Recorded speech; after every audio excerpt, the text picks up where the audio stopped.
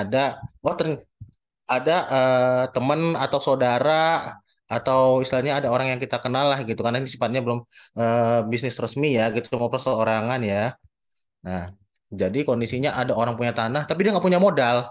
Sedangkan kalau yang tanah kayak gitu aja nggak ada yang mau beli gitu posisinya gitu.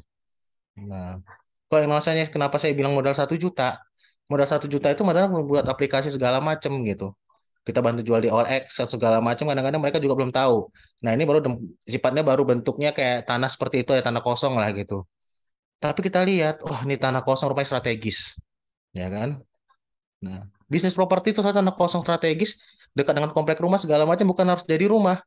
Kita bisa jadikan parkiran, parkiran mobil. Sekarang aja udah mahal parkiran mobil itu. Nah, di situ kondisinya kita bisa, oh kita nambahin pagar aja segala macam, cari tukang yang jaga segala macam. Habis itu udah, nggak taunya besoknya udah penuh orang pada numpang mobil di situ. Bahkan kita bisa pakai baja ringan, pakai kanopi, kita bikin atap-atap, dinaikin lagi level sewa parkirnya segala macam. Dari situ aja kita udah bisnis properti gitu. Itu yang sifatnya bukan untuk dijual lagi gitu, ya sifatnya kerjasama biar ada penghasilan rutin bulanan itu. Nanti kalau udah kayak gitu ada yang minat juga bisa aja dibeli sama dia, tapi nanti harganya dari sekedar tanah jadi lebih mahal. Bisa kadang-kadang sampai 2 kali lipatnya karena tanah itu aja bisa ngasilin duit gitu secara rutin kondisinya. Itu yang pengalaman yang biasa-biasanya saya bantu orang ngurus juga sih kondisinya. Iya, cocok Ayo, banget ini. Ini pas banget dengan salah satu buku rekomendasi Ipropus Kemenkilip ya. Judul bukunya ini Sukses Berinvestasi Tanah, Rumah, dan Properti Komersial. Jadi memang yang bisa kita buat investasi itu nggak hanya rumah, tapi tanah juga sudah bisa jadi investasi ya. Ya Mas Dani, bisa. kayak gitu. Hmm. Apalagi di Jakarta dengan kondisi tanah itu mahal banget ya. Dan Hmm. banyak orang Jakarta punya mobil tapi nggak punya lahan parkir gitu. Wah, itu bisa jadi investasi besar juga ya ternyata gitu. Iya. Untuk Hmm. investasi tanah. Ternyata bukan hanya jual beli tanah, tapi bisa juga disewakan untuk parkiran gitu. Nah, salah satu dari isi buku ini juga membahas tentang lokasi gitu. Jadi kalau untuk investasi properti, ternyata penting banget gitu untuk kita melihat lokasi dari properti itu ya Mas Iya, Daniel. benar itu. Kita bisa menilai-nilai lebihnya atau manfaat ke depannya kita investasi bakal kita gunakan properti ini ya pertimbangannya dari lokasi kayak gitu. Istilahnya seperti saya sampaikan tadi, ada tanah kosong tapi di keliling komplek, di pinggir-pinggir jalan orang parkiran mobil gitu. Nggak diselimutin kena hujan segala macam. Kita ubah tanah itu jadi tempat parkiran, udah pada masuk semua ke situ. Itu dia pertimbangan-pertimbangan kayak gitu. Tinggal jeli-jelinya kita aja memanfaatkannya jadi apa gitu sih. Iya, Hmm. benar. Mungkin sekalian kita apa ngumpulin modal dari hasil parkir tadi, nanti lama-lama bisa juga kita bangun gitu ya dari hasil ngumpulin itu gitu. Iya, bisa kita bangun atau jangan-jangan kita lihat aja sebelahnya ada tanah kosong juga, kita malah kita akuisisi untuk memperluas parkiran gitu istilahnya. Iya. Iya, benar Mas Sandi. Jadi di Hmm. sini diperlukan diperlukan strategi-strategi gitu ya dari Hmm. modal awal hanya mungkin modal kecil dari cuma join dengan teman gitu sampai akhirnya Iya. bisa membeli tanah dan bisa membangun, merenov dan seterusnya gitu. Itu yang apa dinamakan dengan investasi properti tadi gitu. Dan Iya. mungkin nanti juga lama-lama kalau misalnya kita bangun jadi misalnya kontrakan gitu, lama-lama kita kan tidak hanya butuh modal maintenance saja ya, lama-lama kita bisa mendapatkan passive income gitu seperti itu. Ya Mungkin iya. teman-teman di sini ada yang punya pengalaman investasi properti yang lain atau ada juragan kontrakan nih di sini. Bisa cerita-cerita, silakan. Langsung join aja. Terima kasih yang sudah join lagi. Di sini ada yang baru, ada Mas Taufan ya, Mbak Wardah, dan Mas Habib. Ya, kita lagi ngomongin tentang investasi properti nih. Silakan yang lain kalau ada pengalaman tentang investasi properti atau investasi yang lain, boleh langsung cerita-cerita aja. Eh, mungkin aku panggil aja ya. Siapa nih? Coba yang mbak-mbaknya siapa gitu yang jadi itu jadi tokenya kontrakan ini jangan-jangan. Atau Mbak jadi ibu Erinda. Mbak jadi Erinda. ibu kos jangan-jangan ini udah. Iya, ya. Mbak Selamat Erinda. sore, Ibu, Bapak. Selamat sore Ibu. Sore. Kalau saya belum ada pengalaman di properti investasinya, tapi lagi nyoba dikit-dikit di bibit sih. Oh, bibit investasi ya. Gitu ya, Pak. Oh, saham berarti atau Terima obligasi? kasih. Hmm. Boleh diceritakan Mbak Erinda tentang bibit? Saya malah baru dengar gini, belum tahu tentang investasi di bibit. Iya, izin ya Bu. Jadi kan modalnya dikit nih, jadi paling coba-coba dulu. Jadi kalau untuk investasi saya belum berani yang banyak gitu. Terus di bibit nih belajar-belajar yang buka reksadana di bibit itu kan ada yang robo investasi. Jadi tinggal masukin uang, terus misalkan kemarin tuh saya 100.000 gitu, terus ya udah gitu aja, tinggal dapat hasil terus nanti bisa diambil. Itu pengalaman saya investasi itu aja sih. Kalau imbal hasilnya sendiri berapa persen, Mbak? Karena modalnya dikit jadi imbalnya dikit juga, cuman 0, berapa persen gitu, tapi sekarang lagi merah, lagi rugi. Robo Robo sih soalnya yang trading ya Mbak ya. Iya Bu, iya Pak, yang Bukan reksadana. banyak sendiri ya Mbak ya. Kadang-kadang bisa dikerjain lo sama robot itu soalnya. Iya, dulu Hmm, kan bisa dipilih kamu tipe investor yang apa, apakah yang hmm, risk taker atau yang apa gitu. itu dia sih soalnya. Iya Pak. Sebenarnya pengen juga jadi juragan kos tapi belum ada modalnya nih Pak.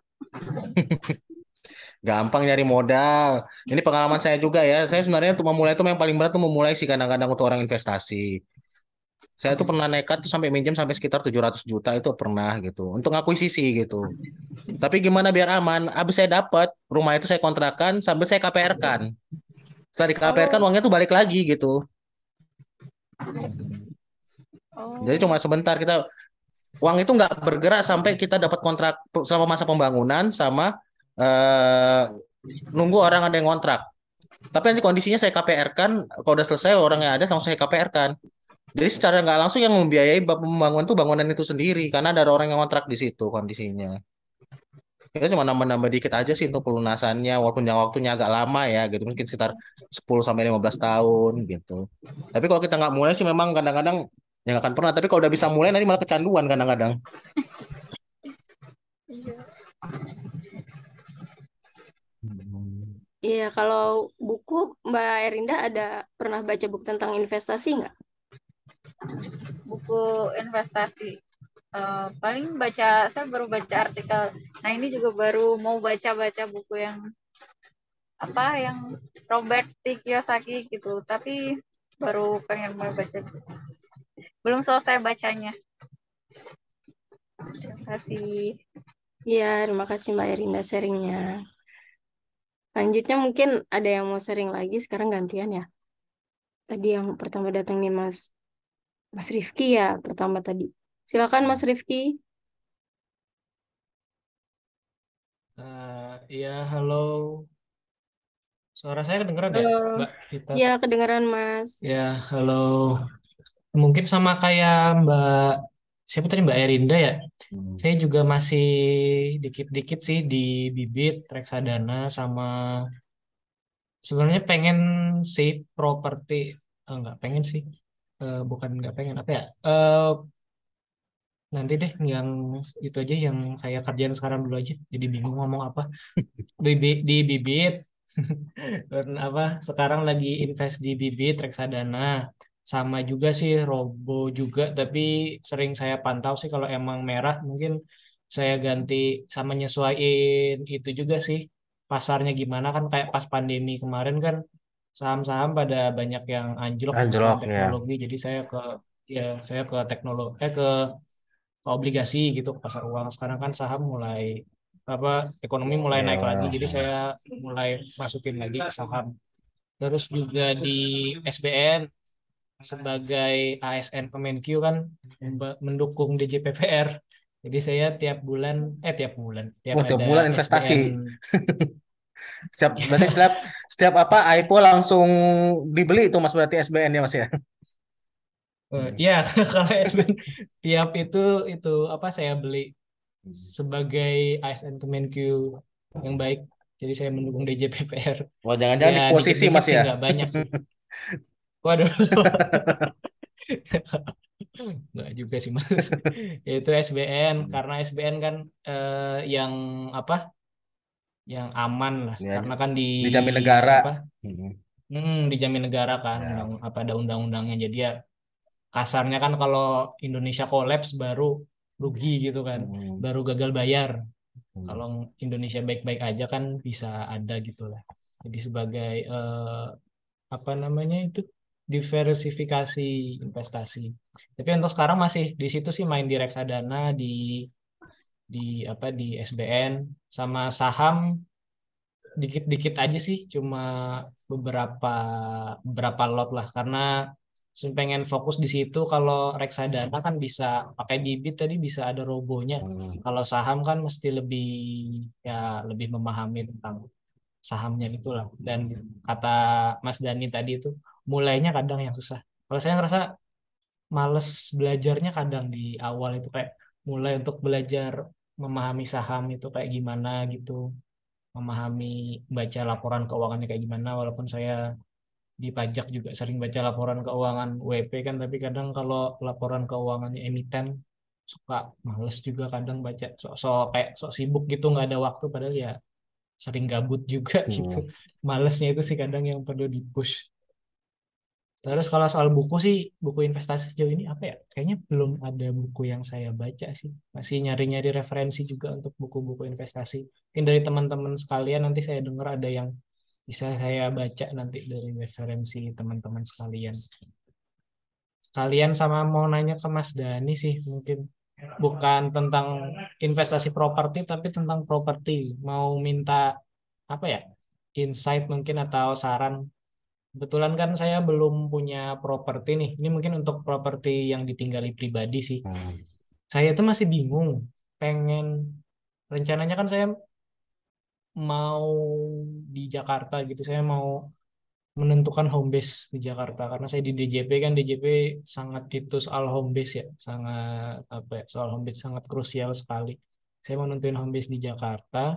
Nah, terus enaknya itu rumah, beli rumah gitu atau apartemen ya kalau di Jakarta, kalau sekarang itu untuk yang ditinggali gitu, untuk hunian pribadi. Itu sih Mas Dani, Oke, lagi nyari-nyari info nih. berarti masalah properti ya. Nah, Iya, proper yang buat bukan untuk investasi dihunikan. tapi digunakan pribadi gitu kan? Iya, Oke. Sekarang pertanyaan simpel, Mas Rifki udah nikah belum? OTW. Oh, OTW baru yang on Sudah proses gitu ya. siap-siap. Nah, oke itu yang pertama. Terus Ya, yang kedua, rencana tahun ini sih kedua nikahnya. itu punya motor atau mobil atau dua-duanya? Motor, baru Baru motor sih Mas. motor gitu kan? Ada rencana mau ngambil mobil nggak untuk Iya. berapa tahun ke depan? Ada setelah nikah tiba-tiba ngambil mobil gitu. Karena kita tinggal di rumah itu nggak cuma sehari dua hari Nah, loh. Bisa-bisa sampai pensiun gitu kan. Nah mm-mm. itu. Nah itu pertimbangannya. Nah kalau kondisi kita ternyata misalnya masih muda dan masih jauh daripada nikah, lebih bagus apartemen kalau rekomendasi saya. Itu yang pertama gitu kan. Nah, tapi kalau kita memang rencana, oh nggak tahu nanti berapa bulan ke depan udah langsung nikah gitu kan kondisinya. Itu mendingan kita ngambil rumah posisinya, jangan apartemen. Karena kenapa? Pertimbangannya kan nanti bakal banyak saudara yang main ke rumah kita itu dia. Itu udah pengalaman saya pribadi gitu. Beda kondisinya kalau kita punya apartemen karena saudara-saudara kita jauh di luar pulau atau gimana gitu kan kondisinya. Karena jujur aja kalau apartemen itu kamarnya itu kecil-kecil, pengalaman saya kan saya pernah punya apartemen juga di Casablanca Residen ya, itu yang dekat nggak jauh dari rumah saya di Jakarta Timur, itu posisinya juga pernah beli di situ. Memang murah sih murah gitu. Kalau kita komparasi antara harga apartemen dengan rumah itu di Jakarta ya, itu timpang banget itu Mas gitu kondisinya. Bisa dua Hmm. apartemen kita dapat satu rumah gitu istilahnya. Kalau pertambangan sekarang apa perhitungannya sekarang di Jakarta ya, baik itu di Jakarta Barat, Jakarta Pusat, Jakarta Timur, Jakarta Selatan, Jakarta Utara, itu dimanapun itu kondisinya itu seperti itu. Terus yang kedua posisinya antara kantor sama rencana kita ngambil lokasi gitu. Mas di DJP-nya di mana? Di pusat atau di apa di Kanwil atau di KCP mana? Di KPP Mas, daerah Jaksel. Oh, KPP ya. Jaksel. Nah, kalau Mm-mm. Jaksel itu kayak gitu kondisinya karena kita memperhitungkan jangan kita ngambil jauh-jauh tapi nanti akhirnya kita ada beban dua gitu. Kalau misalnya beban dua kenapa? Kadang-kadang kita nyicil rumah juga biaya transportasi tambah besar. Pertimbangannya Benar. itu kondisinya. Karena ini kita bicara Jakarta gitu ya.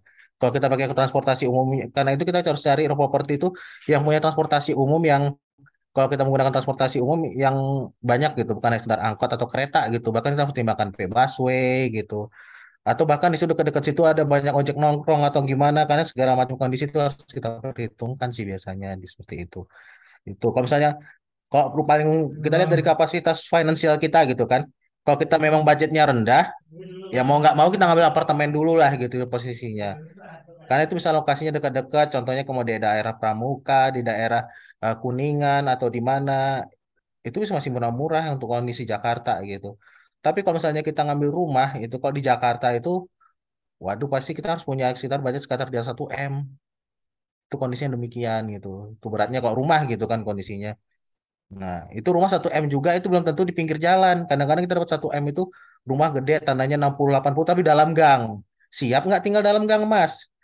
Nanti misalkan kadang kalau kita nggak membor sama tetangga, malah kita dimusin tetangga loh kalau tinggal-tinggal di gang itu pengalaman saya gitu. Nah, itu kondisinya itu seperti itu pertimbangan-pertimbangannya gitu. Itu kalau masalah properti gitu kan. Nah, sama kita kadang-kadang tuh ngelihat ini apartemen, ada apa aja sih di apartemen itu? Apakah ada martnya atau apartemen yang ada mallnya atau jangan-jangan cuma sekedar rumah susun biasa gitu. Rumah susunnya juga kita harus pertimbangkan. Oh, kalau nanti ada dekat sekolah dekat sini nggak? Dekat misalnya kalau Mas Rifki Muslim misalnya ada masjid nggak dekat-dekat sini atau gimana? Atau ada puskesmas atau bagaimana segala macam pasar. Nah, itu pertimbangan lokasi yang kita eksekusi itu nah seperti itu. Gimana Mas? Ada pertanyaan lagi? Oke, oke, thank you, Mas. Itu sih Mas ya soal dana sih yang paling itu. Nah, itu yang Kita beratnya. udah mulai survei jomplang banget kalau apartemen sama rumah di Iya. Jakarta. Mm-mm. Kalau apartemen budgetnya Oke. 500 juta aja kita bisa langsung dapat di Jakarta itu. 500 jutaan aja Hmm. itu udah dapat. Tapi kalau rumah 500 juta mah ngimpi itu posisinya kalau Jakarta ya. Hmm, itu Iya, dia iya. sih kondisinya. Tapi kalau tingkat convenience atau kenyamanan ya masih rumah yang paling enak. Nyejak darat, kalau gempa bumi nggak gitu panik istilahnya kan kayak gitu. Kalau apartemen Iya, Jakarta belakangan ini sering gempa bumi kan merinding gitu kan. iya. Bener juga. Hmm, Oke, thank you Mas. Udah sih kayaknya Mas, sip. sedikit tercerahkan. Oke, sama-sama Mas, makasih. Thank you. Iya, terima kasih Mas Rifki sharingnya. Nah, Mas Denny melanjutkan yang tadi ya, kalau misalnya kita mau beli rumah pertama gitu di Jakarta, tapi modal kita pas-pasan banget gitu. Terus eh, kalau menurut Mas Denny mendingan kita beli rumahnya itu sesuai modal kita itu yang terbatas atau ini kita memaksakan apa ya? Mungkin KPR di bank yang bisa lumayan jauh gitu jangka waktu cicilannya gitu supaya Hmm. mencapai rumah yang sesuai dengan ideal kita walaupun itu harganya lumayan tinggi gitu. Pertimbangannya apakah kita mengambil rumah pertama itu yang sesuai budget yang dengan dana terbatas tapi ada kemungkinan ini rumah mungkin nanti kita akan jual lagi dan membeli yang lain lagi kalau kita udah cukup modal gitu yang sesuai dengan ideal ideal kita gitu atau kita membeli rumah pertama itu benar-benar yang memang sudah sesuai ideal kita gitu tapi memaksakan pakai KPR-nya yang jangka panjang gitu. Ini kan seperti apa? Karena ini kalau dijual lagi berarti bisa semacam investasi juga ya Mas Dani. Ya, kalau yang namanya properti itu investasi itu jelas investasi. Kenapa rumah tuh jarang harganya turun. Tahun per tahun itu dijamin harganya pasti ada kenaikan gitu kan. Itu kondisinya mulai dari inflasi, pertumbuhan ekonomi, sama kadang-kadang ada nilai kapital dari masing-masing aset itu. Oh nggak sengaja kita beli rumah gitu yang awalnya nggak ada tempat izin buang apa buang anak, tiba-tiba di situ dibangun MRT gitu, naiknya bisa 10 kali lipat gitu. Kadang-kadang itu ada juga itu pengalaman saya tuh kayak gitu. Itu yang namanya properti ya posisinya. Nah, tapi kadang-kadang kita harus berani ngambil resiko gitu, seperti yang disampaikan oleh Mbak Vita gitu. Waduh, ini tabungan saya cuma 50 juta gitu misalnya. Yang uang cash saya punya di tangan gitu kan. Nah, tapi kita lihat penghasilan per bulan kita itu berapa gitu. Kita bisa perhitungkan. Kalau kita bisa menggunakan 60%, kalau misalnya berani-berani di Jakarta tuh harus ngambil, kita harus berani 60% dari penghasilan kita per bulan tuh kita jadikan cicilan untuk KPR gitu. Posisinya tuh di situ kalau kita memang berani gitu kan kondisinya. Karena ini level Jakarta beda kalau level Bogor, level Tangerang atau level Bekasi kita bisa turunin lagi. Paling cuma sekitar 40 sampai 30% aja tuh kita bisa dapat di situ kondisinya. Kenapa? Nah, contohnya kita coba jadikan korban nih Mas Rifki gitu. Mas Rifki ini berapa per bulan take home pay-nya dari Kemenkeu ya? 10 Mas. Anggap 10 lah. 10 gitu kan? Iya, Nah, 10 juta gitu misalnya. Oke, berarti kalau 60%-nya itu berapa? Berarti 6 juta ya Mas ya? 6 juta. Nah, ini pakai kalkulasi sederhana dan simpel aja ya. Seandainya kita ini sama sekali nggak punya tabungan apa-apa, kita mau ngambil rumah pun bisa gitu. Walaupun ada syarat kadang-kadang, oh harus ada DP-nya itu sekitar 10% atau 15% nih. Padahal kita nggak punya duit apa-apa. Tiba-tiba saya besok dipaksa kawin, harus punya rumah sama mertua gitu. Gimana kan misalnya calon mertua gitu kan. Ya mau nggak mau kita bisa. Misalnya kita ke bank ngambil untuk DP-nya pakai KTA, tapi untuk pembiayaan rumahnya pakai KPR. KTA-nya untuk DP-nya, nanti baru selanjutnya KPR-nya itu untuk pelunasannya. Itu posisinya seperti itu. Misalnya kita ngambil rumah harganya, posisinya kita ngambil sekitar eh, yang harga berapa? Kalau misalnya sekarang harga 900 juta deh, yang paling murah gitu. Ya walaupun kecil gitu ya, kondisinya cuma mungkin tanahnya sekitar 30, tapi dibangun 2 lantai bisa 60 lah gitu kan. Lumayan besar lah gitu kondisinya. Jadi kecil-kecil aja rumahnya, tapi saya dibuat 2 lantai. Kadang-kadang strategi di Jakarta tuh gitu sekarang. Kita cuma punya tanah sempit, tapi supaya bisa mumpuni untuk ditinggali ya kita buat 2 lantai. Biasanya seperti itu gitu. Nah kalau udah 2 lantai, posisi seperti itu kita lihat lagi kondisinya. Nanti biaya per bulannya berapa, pajaknya PBB-nya berapa gitu. Soalnya kalau di Jakarta ini alhamdulillah yang kena PBB itu di atas 2 miliar gitu. Kalau kita punya rumah di bawah 2 miliar sih masih sekarang bebas PBB malahan gitu. Makanya kita harus pinter-pinter juga ngeliat lokasi gitu. Beda kalau kita punya rumah di Tangerang atau di Bekasi atau di Bogor, berapapun nilainya kena pajak. Nah, kadang-kadang mending harus berani juga mendingan ngambil di Jakarta aja kan sampai 2 miliar kita nggak kena PBB gitu kondisinya nggak ada biaya tambahan lah bulanannya. Walaupun PBB itu sebenarnya kecil sih nggak seberapa paling cuma 100-200 ribu. Kalau untuk nilai-nilai yang di bawah 300-400 juta gitu kan kondisinya. Ya, tapi kadang-kadang nanti ada inflasi naik ke depan pasti dinaikin NJOP-nya otomatis pajaknya juga naik gitu kondisinya gitu. Nah, tadi kondisinya kita balik lagi contoh mau eksekusi gitu kan. Kita mau ngambil rumah 900. Berarti 900 itu eh 135 juta tuh 15%-nya kita harus punya. Kita itu ngajukan 150 juta itu ke KPR. Karena pertimbangannya bukan apa-apa. Nanti ada biaya notaris, biaya PPAT untuk pembuatan sertifikat atau segala macam. Itu pastinya kita perhitungan demikian juga. Baru selanjutnya itu nanti kita ajukan sisanya itu ke KPR. Mau yang syariah atau enggak, itu terserah masing-masing gitu kalau menurut saya persepsi saya. Soalnya kadang-kadang saya agak bingung juga gitu. Bukan merekomendasikan mana yang sesuai syariah atau gimana, enggak gitu. Tapi saya pakai real aja secara ekonomi hitungannya. Kadang-kadang memang ada volatilitas karena dari KPR itu bunganya nggak tetap gitu. Yang entengnya cuma 2 tahun pertama, itu ke KPR biasa ya gitu. Tapi 2 tahun ke atas itu nanti kadang-kadang malah tiba cicilannya melunjak naik tajam gitu. Kadang-kadang bisa buat kita kaget, itu loh kayak yang biasa. Beda lagi kalau syariah. Syariah tuh kadang-kadang memang kalau dihitung-hitung lebih tinggi daripada yang KPR biasa gitu. Tapi kondisinya itu stabil, cicilannya tetap gitu dari mulai awal sampai akhir. Nah, itu sampai hitung-hitung di situ. Nah, jadi kalau diperhitungkan kalau misalnya kita ngambil cicilannya sampai 20 tahun ya level 900 juta sih bisa-bisa aja gitu kondisinya. Dengan catatan kita belum ada pinjaman yang lain-lain apa gitu posisinya. Tapi kita harus berani. Abis itu agak ikat pinggangnya dikencangkan. Karena kita cuma tinggal punya duit 40% gitu. Posisinya di situ kira-kira. Minta-minta kita juga manajemen uang untuk kepribadian pribadi ya. Ini bukan investasi tapi seperti disampaikan Mas Rifki tadi. Misalnya kita mengambil properti untuk digunakan sendiri pribadi dulu gitu. Tapi secara nggak langsung kita tambahin nabung juga. Ternyata tiba-tiba kita naik jabatan, naik pangkat gitu kan. Yang udah yang lama dijual lagi aja deh rumahnya. Ambil lagi tempat yang lain. Itu bisa. Karena nanti juga naik gitu. Ya pintar-pintar aja kita ngatur-ngaturnya lah gitu. Saya yakin teman-teman di sini jago-jago juga semua masalah hitung-hitungan ini. Jadi kayak Mas Rifki aja tiap apa udah laporan-laporan keuangan ya analisisnya ya kan ya udah. Tinggal di mana kita passionnya aja sebenarnya. Ya, Mas Dani, terima kasih sharingnya. Kemudian mungkin sudah cukup tentang investasi properti. Kita lanjut mungkin ada yang lain mau sharing tentang investasi.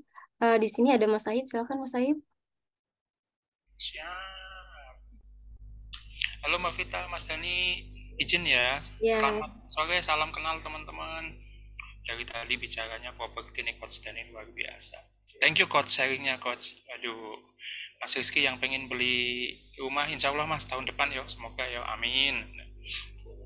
Kalau saya Coach, izin aku ambil sharing sedikit, ambil mazhab yang sedikit beda nih. Jadi dulu kebetulan saya masih single, jadi istilahnya beban keuangannya belum berat ya. Jadi beberapa tahun yang lalu saya iseng ambil, nggak iseng sih itu berat. Saya cuma pengen punya properti, tapi saya males banget nyicilinnya. Itu berat banget coach kalau harus nyicilin tiap bulan 6 juta sekian. Masya Allah berat. Jadi akhirnya saya milik properti yang bisa dapat passive income. Walaupun nggak gede, kebetulan saya tinggal di Tegal, jadi akhirnya waktu itu izin sharing ya, akhirnya nyari kios atau ruko, kios sih lebih tepatnya karena dia satu lantai. Saya cari waktu itu berapa ya, sekitar 6 bulan kayaknya ada deh buat nyari doang deh. Itu mulai dari iklan, mulai dari Facebook, OLX, saya datengin, saya survei, muka tebel aja lah kayak orang punya duit, nawar padahal duitnya nggak ada sama sekali. Terus ketemu yang harga cocok, waktu gue boleh sharing harga nggak nih, boleh ya? Kasih Waktu aja, kasih. waktu itu harga sekitar, dia buka sekitar 590, ya kan, mahal, nggak punya duit, saya nggak punya duit. Akhirnya saya nego-nego, kebetulan bapaknya itu BU karena harus bagi warisan. Ya udah, tapi ini saya nggak tinggalin ya. Kemudian ketemu di nego harga 420-an gitulah. Saya finance pakai bank apa ya, saya waktu itu datang ke Tegal, kebetulan banknya cukup lengkap, saya datang ke 5 sampai 6 bank, saya datengin satu-satu, ketemu di CIMB. Alhamdulillah waktu itu approve karena belum banyak punya cicilan ya. Terus itu cicilannya sekitar harga 450, itu cicilan 15 tahun waktu itu sekitar 3,9, hampir 4 juta lah, anggap 4 juta deh sama biaya lain-lain, anggap 4 juta.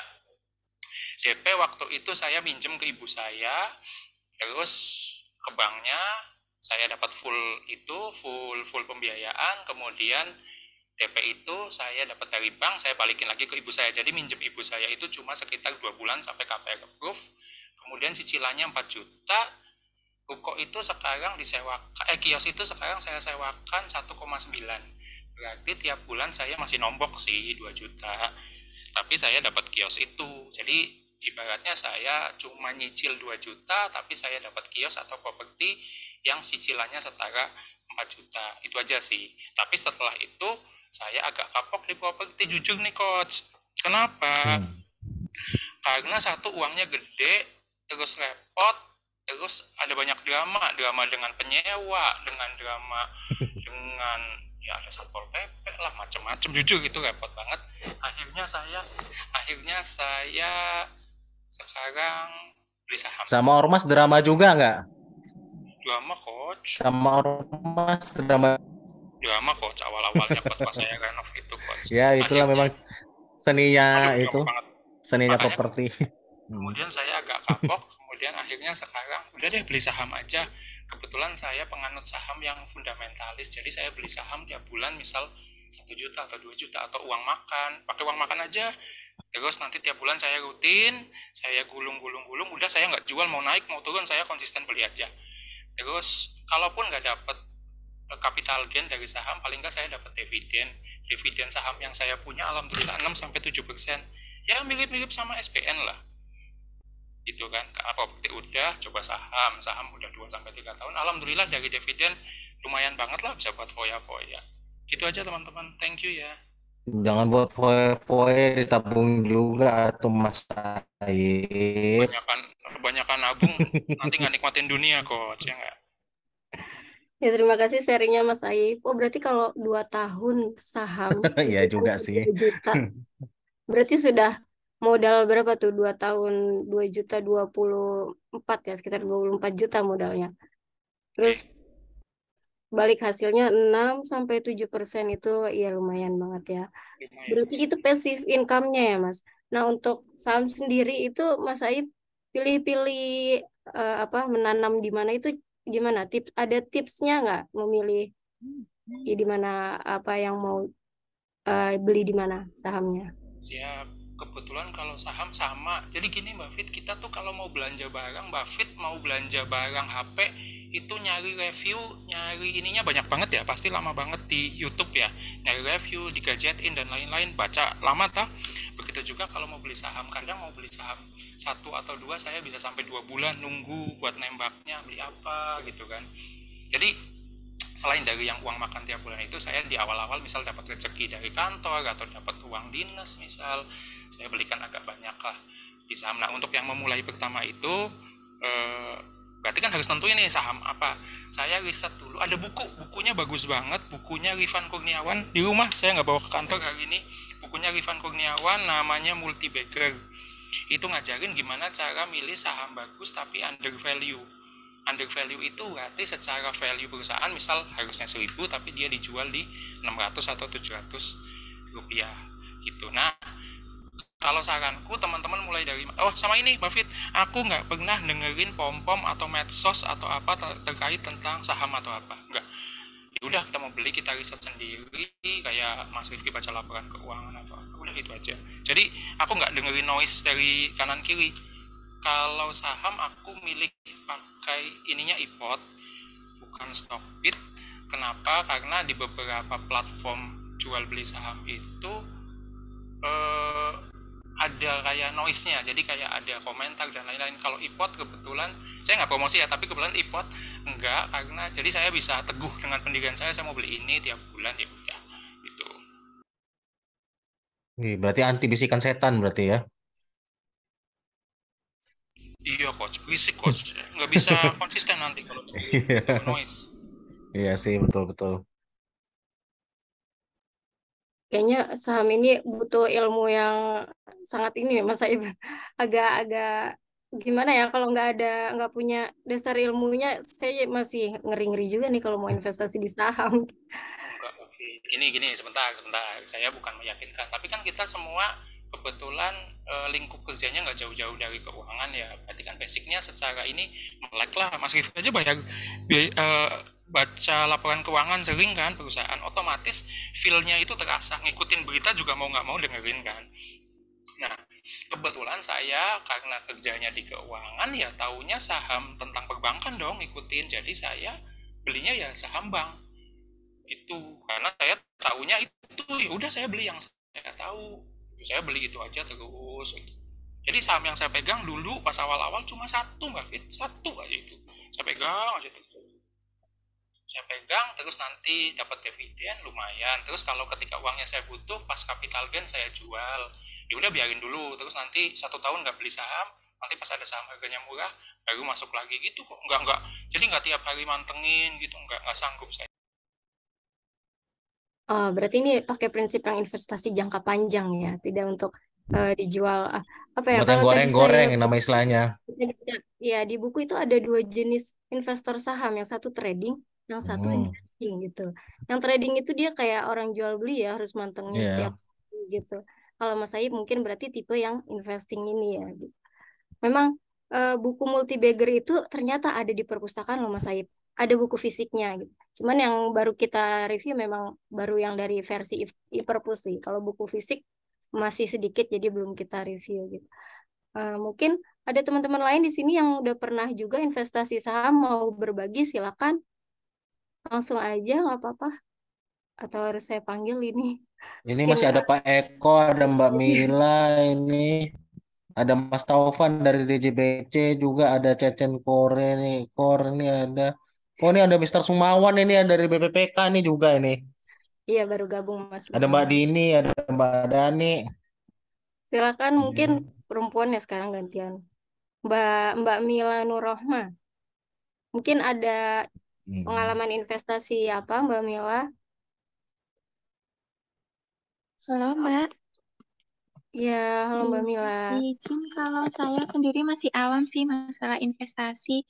Paling kalau sekarang ya cuma tabungan sama emas batangan itu aja, sama ini rencana mau invest di emas di salah satu bank gitu, bank syariah. Nah, jadi ini mau mendengarkan aja sih dari teman-teman aja, mau belajar juga. Terus kalau buku juga belum pernah baca yang tentang investasi, baru mau rencana baca yang buku yang udah pasti banyak yang tahu, yang The Psychology of Money itu. Jadi mau mendengarkan dulu aja Mbak, belum bisa sharing-sharing. Makasih. Iya, sama-sama Mbak Mila. Tapi itu sebenarnya menarik sih. Ada investasi lain yaitu investasi Emas. emas ya. Di sini Ya. emas atau logam mulia gitu. Nah, kalau iya emas itu lebih aman ya cenderungnya karena tidak seperti investasi saham gitu. Dan tapi memang kalau emas itu untuk jangka panjang gitu ya. Eh, Hmm. Mungkin teman-teman ada yang mau sharing lagi atau Mas Dani juga ada investasi emas. Masih ada juga. Kalau Mbak Mila udah berapa lama investasi emas? Halo Mbak Eh, Mil. Mungkin sekitar, halo? Iya Ya, Pak, halo. baru Hmm. sekitar setengah tahun Pak. Oh, baru setengah tahun. Berarti nggak sempat ngalami kenaikan harga emas yang pertama dari 500.000 tiba-tiba 900 ribu itu ya? Belum, enggak Wah. mengalami. Nabungnya cuma nabungnya di bank apa? Cuma di bank syariah doang atau yang di Pegadaian juga ikut yang seperti itu? Oh, kalau kalau tabungan biasa sih ada di dua bank, tapi kalau Hmm. yang Oh, emas yang ini mau tabung yang emas maksudnya. cuma di sini. Hmm. Cuma satu bank aja. Di satu bank aja, baru yang di Pegadaian juga ada. Kalau saya sih tabung emas tuh yang di Pegadaian, malah nggak yang di bank itu sih. Pernah ditawarin dulu di masih BSI juga. Cuma yang nggak buka sih kalau di situ soalnya kondisinya nanti kebanyakan rekening puyeng gitu posisinya. Cuma di Pegadaian itu juga posisinya. Belum lagi kalau karena emas itu kan di Pegadaian itu kadang-kadang ada lelang-lelang sih Mbak sih kebetulan gitu. Nah, pas waktu ada yang istilahnya Pegadaian yang macet pinjamannya segala macam itu bisa dicari itu kayak gitu lelang-lelang emas tuh kayak gitu ya lumayan sih gitu. Tapi ngambil yang batangan ya, jangan yang perhiasan gitu Iya, kalau iya, misalnya benar. milih-milihnya. Mm-mm. Iya, untuk buku-buku investasi tadi. Tadi saya dengar Mbak Mila menyebutkan Psychology of Money. Ada nggak di sini yang sudah membaca bukunya? Saya sendiri belum nih. Bukunya masih ngantri. Atau The Intelligent Investor. Ada yang udah pernah belum baca buku Intelligent Investor? Belum. Ngantri ini. Ya. Dan bahasa Inggris juga sih Intelligent Investor. Mungkin selanjutnya nih udah mau jam 5. Sedikit lagi ya kita sharing lagi yang belum ada Mas Cecen tuh, Cecen kan Mas Cecen Cecen Kor. ya, ya Cecen Kor. Silakan Mas Cecen. Halo, Assalamualaikum. Waalaikumsalam. Waalaikumsalam Mbak. Ya, Suaranya kedengaran ya? Kebetulan lagi di luar hujan ini, lagi outdoor Hmm. gitu. Hmm. kedengeran, kedengeran. Halo, teman-teman semua, selamat sore ya. Sore. Kalau tadi menarik banget lihat pengalaman teman-teman investasi gitu, ada yang properti, ada yang reksadana, ada yang saham gitu ya. Tapi kalau saya sih ya, sebelum kita ngomongin investasi nih Mbak Vita ya, kita menurut saya harus tahu dulu basicnya apa dulu yang kita punya kalau mau mulai berinvestasi gitu ya. Hmm. Kalau saya sih lihatnya ini ada dua ya. Pertama itu level literasi keuangan kita. Kita udah sampai level mana sih? Kita ngerti nggak sih investasi properti ini resikonya apa, modalnya Iya. berapa gitu, Hmm. strateginya apa gitu. Kemudian untuk investasi reksadana juga kita harus tahu gimana sih mekanisme reksadana itu dilakuin gitu ya, proses bisnis di belakangnya seperti apa gitu ya. Kemudian saham juga, saham itu apa sih gitu? Apa cuma surat berharga gitu atau ada maknanya gitu. Jadi itu yang pertama. Pertama itu tadi level literasi kita seputar keuangan dan investasi. Yang kedua ini kita juga harus tahu posisi keuangan kita, level keuangan Hmm. kita itu di kondisi yang mana. Jangan terus kita latah, ah, Mas Dani, untung banyak nih dari properti, aku juga mau ikut ke sana gitu. Wah, tadi tadi Mas siapa ya yang saham tadi dividen yield-nya sampai 6-7% gitu ya. Enak banget itu, wah aku ke situ aja gitu atau SBN segala macam. Kita harus tahu dulu kondisi kita gitu. Aku sebelum berinvestasi modalku apa sih gitu, apa aku udah punya cadangan dana darurat dulu gitu, Hmm. atau aku masih ada utang gitu ya, masih ada utang di bank atau di mana, itu kan kondisi yang tidak ideal untuk investasi itu menurut saya, Mbak Vita, Mas Dani dan teman-teman. Jadi kalau saya harus tahu dua itu dulu. Saya dulu juga gitu. Sebelum masuk nih banyak banget belajarnya. Nonton YouTube begitu nggak ada kerjaan, buka YouTube gitu. Ya kayak Ian Filbert, Ivan Kurniawan segala macam, Felicia itu. Saya bukain semua Iya. podcast keuangan. Sebelum mulai itu hanya untuk memulai satu instrumen aja. Saya belajar banyak banget, baru berani mulai setelah beberapa bulan saya belajar termasuk buku-buku.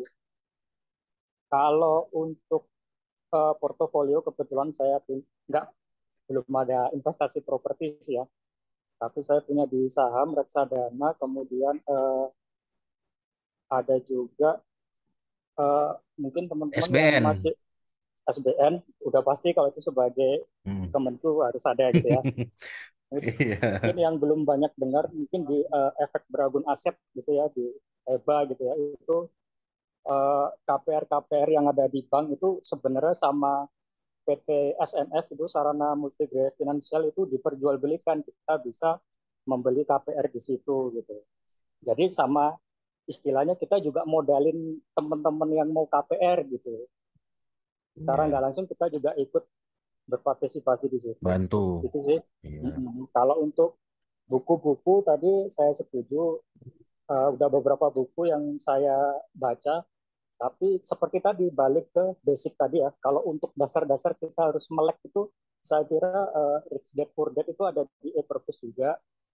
Kemudian Psychology of Money bagus juga, itu tentang psikologi kita, tentang emosi kita gitu ya. Saya suka buku-buku yang investasi tapi nggak langsung nembak ke tempatnya gitu.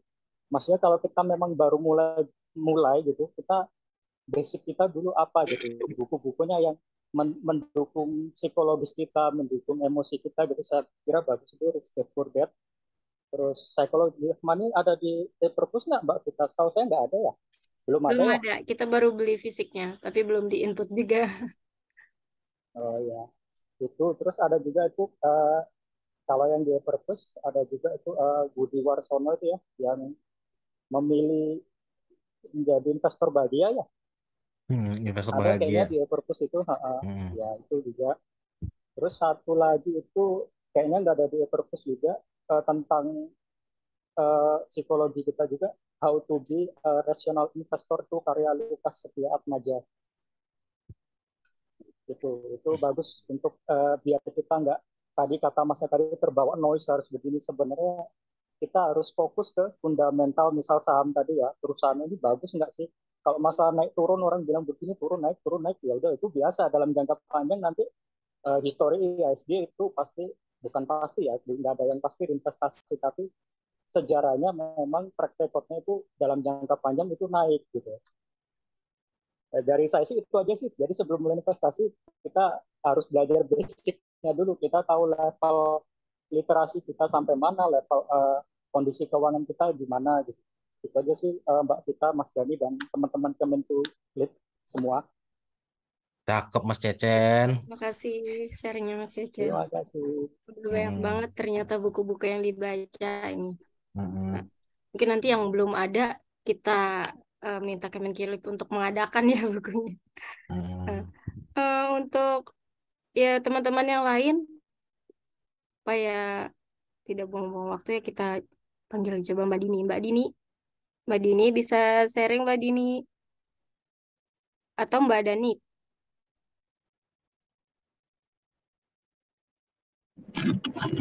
Saya ngikutin dulu aja Mbak, soalnya belum ada investasi yang diikuti. Kasih. Iya, makasih Mbak Dani. Nah, terakhir nih Mas Suma. Dan Mas Taufan yang belum ya? Iya Mas Tovan nih dari DJPC Taufan dan nih. Mas Suma silakan. Ngapain ini? Baru join aku. Sharing aja kok pengalaman pernah investasi apa atau baca buku tentang investasi apa. Investasi apa, atau jadi rentenir atau gimana gitu Mas Wawan. Si Mas itu dulu aja deh. Aku baru gabung ini, baru selesai nih. Mas Taufan, silakan Mas Taufan. Mas Taufan ya. Siap, izin senior semuanya.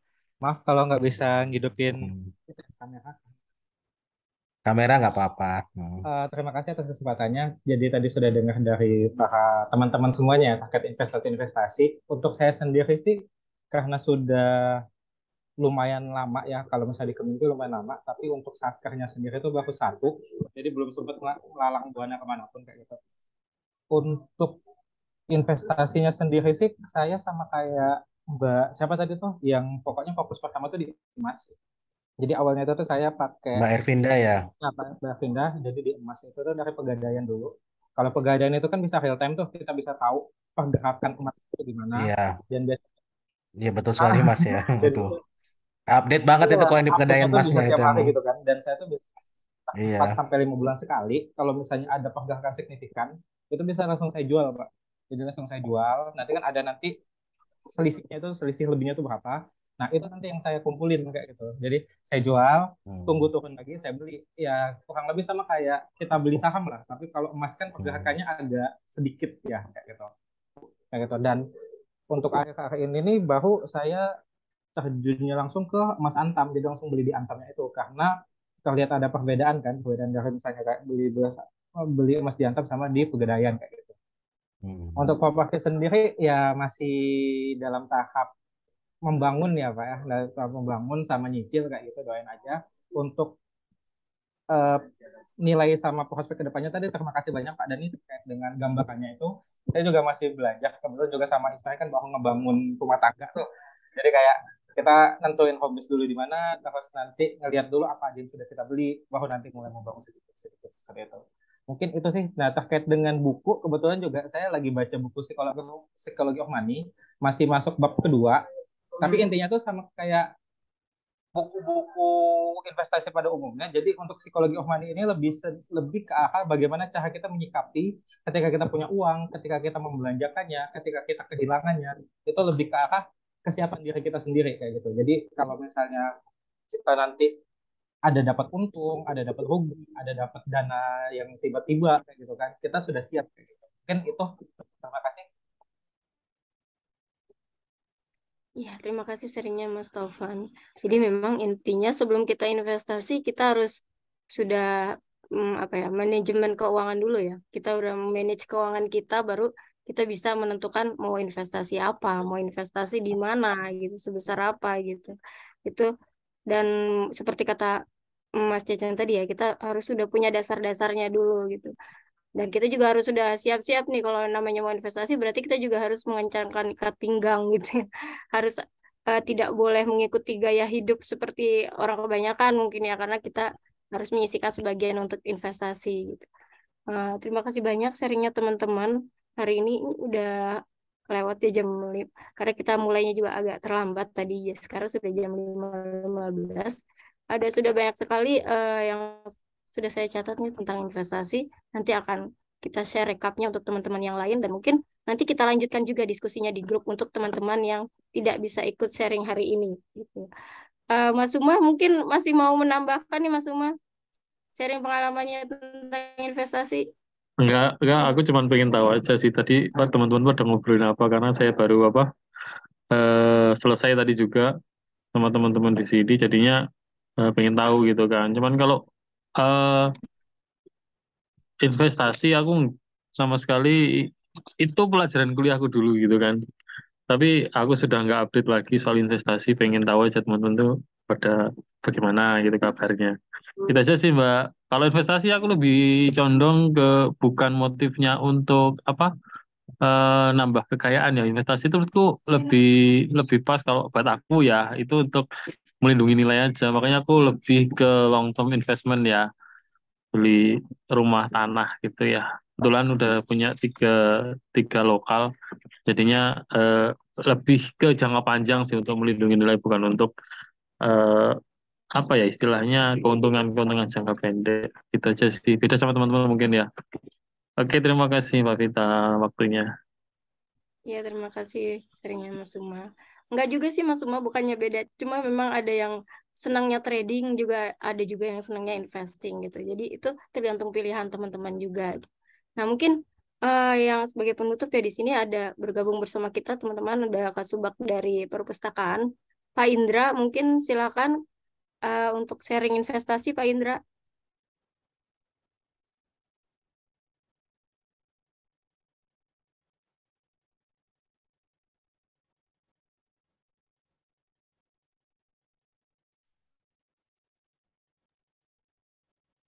atau mungkin sedang AFK ya.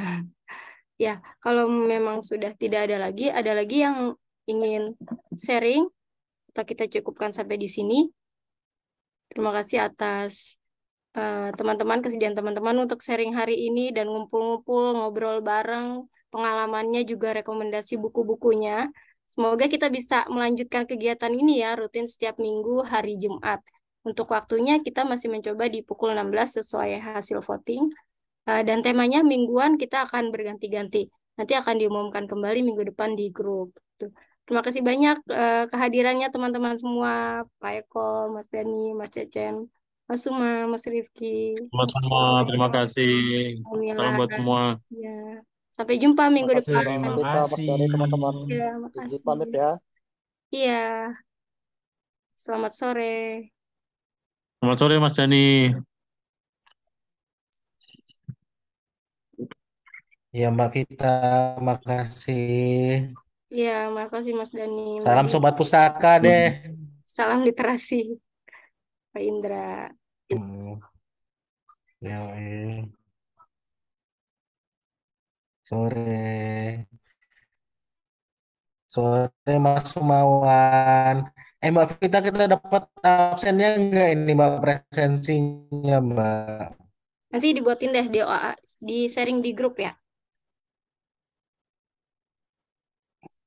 Dah, izin live.